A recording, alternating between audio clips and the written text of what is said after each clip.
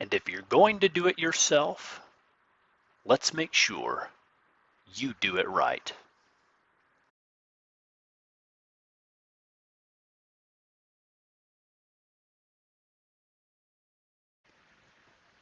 And welcome back to part 2 of how to design a speaker backer box for either an in-wall or an in-ceiling speaker. So from part 1, you saw how we got all of our information that we needed from the speaker in order to start the interior design of our backer box. Now, not everybody has CAD, so instead of using CAD, I thought I would use Excel. So I took a book in Excel, I squared off a whole bunch of columns and rows to be the same pixels on each side, and then I assigned a value of 1/4 inch all the way down the side and then all the way across the bottom. Now I'm going to use this to frame out or to show an example of how I'm building this box from the inside out. So I started at the bottom and I did a 1/2 inch sheet of drywall. So you see here I built all the way across drywall, and if I sum that up, I'm sitting at a 1/2 inch. After I got the drywall put in, then I had to look at my dimensions of the speaker. So I'm 9 inches overall. I've got a 7.5 inch cutout. So I started there. I went down and I took a section right here. If I come all the way across, there's my sum of 7.5 inches. So I took that section, and that is the section of my speaker that will be cut out of the drywall that will actually sit in between the drywall.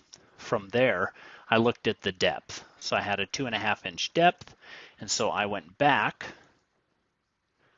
2.5 inches and I built or I merged and colored that my speaker behind drywall. And then I put a cam on each side to show that I'm going to have 3/4 of an inch sticking out on each side of my speaker. And if you see this small portion in front, that represents the speaker frame that you'll actually see looking up at the drywall. So if I sum that section up, there's my 9-inch speaker. Now from there, I started looking at how much gap do I need on each side. So I added a 1/2 inch gap on each side. Now because the cavity from the ceiling to the floor up above is sitting right around 12 inches. I have plenty of room to play with there. So above the speaker, I added an additional 1.5 inches of gap, and that's to compensate for the speaker wire that will come up out of the side, and I'll have a little coil of speaker wire here, just enough so that I can drop the speaker in and out. So after I add in my air gap, I know that I wanted a 1-inch piece of foam, acoustic foam, just eggshell foam. So on Amazon, they actually have a 1-inch by 12-inch by 12-inch sheets of acoustic foam that you can buy for really inexpensive. It actually worked out perfect because if I look at it and I measure my acoustic foam all the way across, I'm sitting right at 12 inches. So I will be able to take a single sheet of that acoustic foam with adhesive and place it on the inside.